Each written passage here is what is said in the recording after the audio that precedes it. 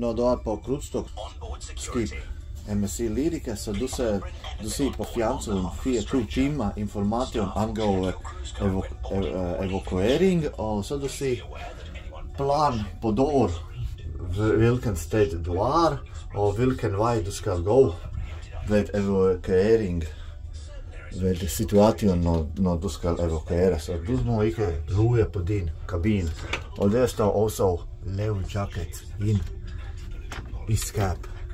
Det är Maja nämnt information här skyltet och så med emergency-system du ska ringa på telefon och telefonen är in står här också.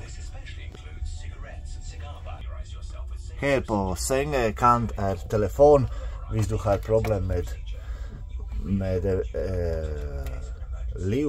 livssituationen så du bara ring där och telefon står på dörr, telefonnummer. Till att få rabatt till din krutstock, du ska registrera till vår klubb och kom där och jag blir där till att hjälpa dig och visa dig vad jag får min rabatt. Vi ses där!